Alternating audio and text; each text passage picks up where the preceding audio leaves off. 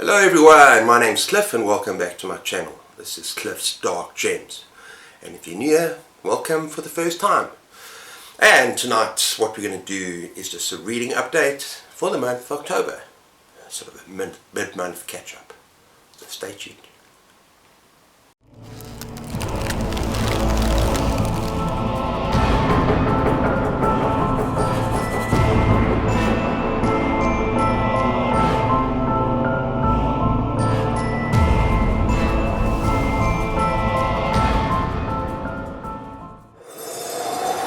Okay, so I've had a pretty good month so far.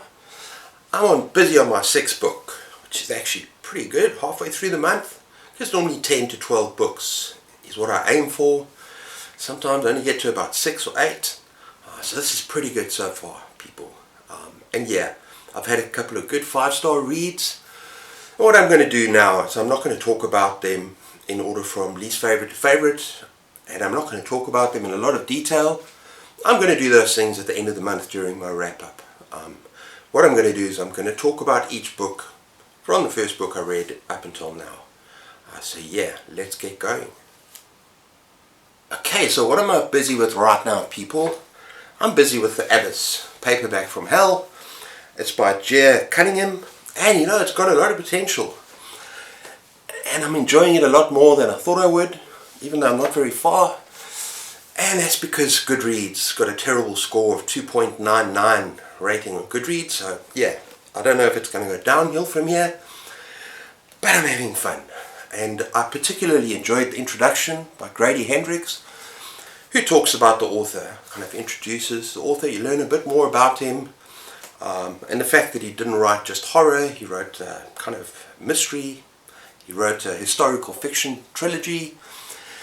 And you also learn about his motivation for writing this particular book, which is when he grew up in the South, and in the 70s, you know, the mining that took place, and the danger, and the death, and the disease, everything that happened as a result of all that mining. And yeah, he brings it up in this book, because they dig too deep, and basically they dig into hell, and all the devils come out. So yeah. Obviously a thing about mining, but I'm really enjoying it, so wish me luck.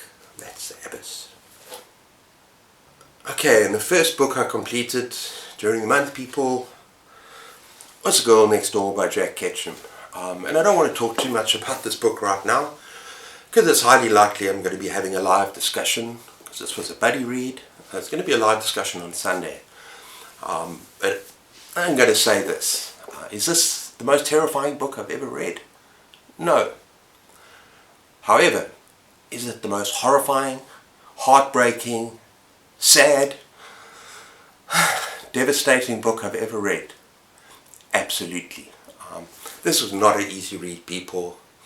And I thought it might help a bit by going, because it's based on a true life story, and to actually delve a little bit into Sylvia Likens, the victim, and what actually happened to her, which is seriously horrifying.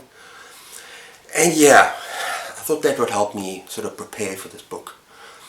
But you can't really prepare for it, people. And it's not for everyone. It is heavy.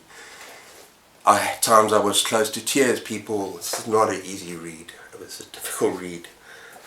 And yeah, the stuff that happens just makes me mad, angry as hell.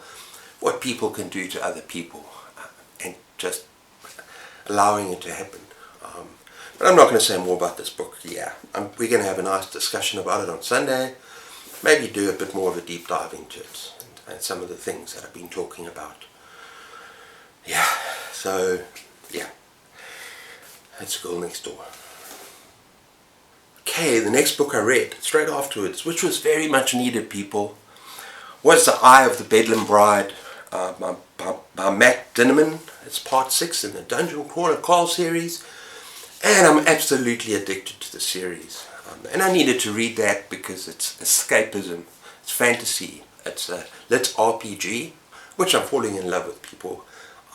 And yeah, it's pretty dark, but it's also very funny, and it's just something that I needed after that Girl Next Door. So yeah, had a lot of fun, and in fact, I'm getting into this kind of subgenre so much now, or this genre, lit RPG. If any of you have read any other lit RPG that you can recommend to me that may be similar to Dungeon Crawler Carl, I would really appreciate you leave a comment down below and let me know, because I'm definitely going to dive into some more titles. It's a lot of fun. And yeah, just give me recommendations, people. Yeah, I'm still kind of shaken about The Girl Next Door. I'm just glad I made my way through that and onto this kind of more light-hearted, in a way, fun story. So that is The Eye of the Bedlam Bride. Okay, let's return to some horror. And we got Black Mouth by Ronald Malfi. I'm starting to love this author, people.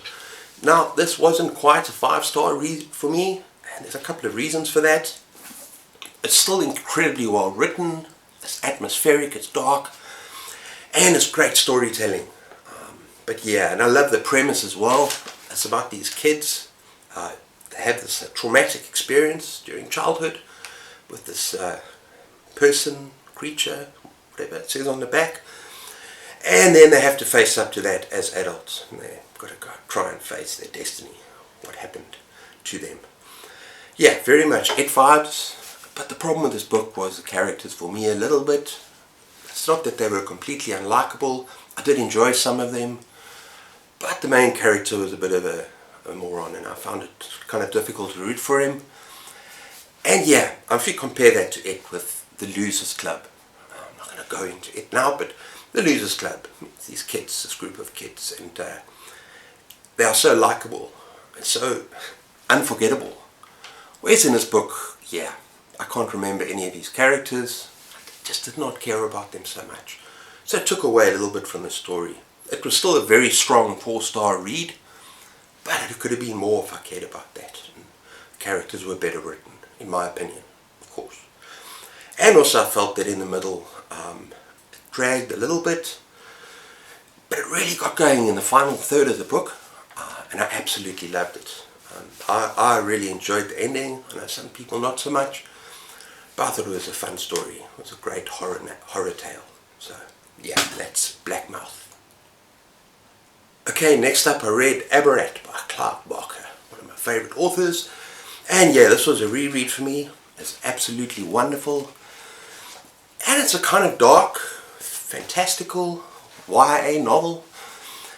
But yeah, very horrifying in places. More than I remember the first time I read it. There's some pretty horrifying scenes in here, people. But the thing about Clive Barker is it's his imagination and it's his prose. And in this particular book, he just really shines.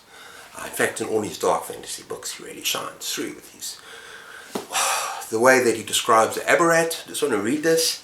A vast archipelago, where every island is a different hour of the day, from the sunlit wonders of 3 in the afternoon, where dragons roam, to the dark terrors of the island of midnight, ruled by Christopher Carrion. Yeah, it's just amazing storytelling. And yeah, I'm going to put up a picture of Christopher Carrion.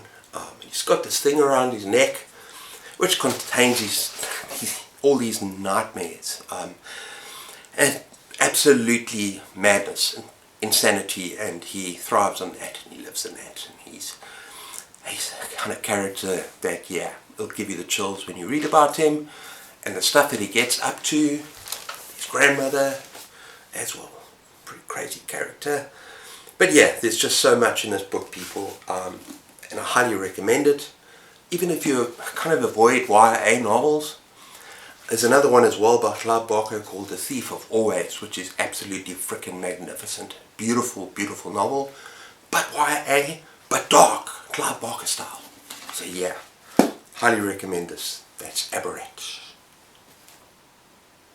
And finally, I read the third part of Blackwater, people, Michael McDowell. And yeah, the third part is called The House. I mean, this book is actually 6 different books in one volume. And yeah, it's just getting better and better, people. This was 5 stars. The other 2 kind of 4.5 stars. But this book just, wow, it's starting to take off. They're kind of all these threads, and it's like a slow burn.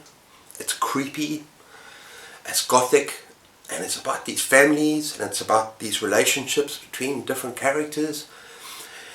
And man, things happened in this book, in the third book, and I was just like, wow, it was pretty damn horrifying. And I loved every moment of it. And I cannot wait to see what happens in the fourth book, because some things have happened, maybe some things have changed a bit. I'm not spoiling anything, but I can't wait to see the next, I can't wait to read the next installment, because yeah, it's just getting better and better. I highly recommend this book. Highly recommend the author, Michael McDowell. It's creepy as hell, Southern Gothic, just, yeah, this book is excellent. And this particular installment was pretty terrifying at times, so really enjoyed it. Whew, loving this. That is Blackwater. Okay everyone, so that's all I've got time for tonight. There's some just brief reviews of the books I've read so far. And like I say, at the end of the month for my wrap-up, seems to be more watched than these sort of updates. I'm going to give a proper review for each book, or a little bit more detail for each book. But yeah, I hope you enjoyed that. Let me know if you read any of these books down below. Don't forget to let me know. And yeah, I know most of you read horror and you watch me for the horror, but if any of you read any lit RPG, like Dungeon Crawler Carl, and you've read other books like that that you really enjoyed, please let me know, people. I'm loving the series. I think, yeah, this is part 6. Oh, it was about 700 pages long, and I just flew through it, people.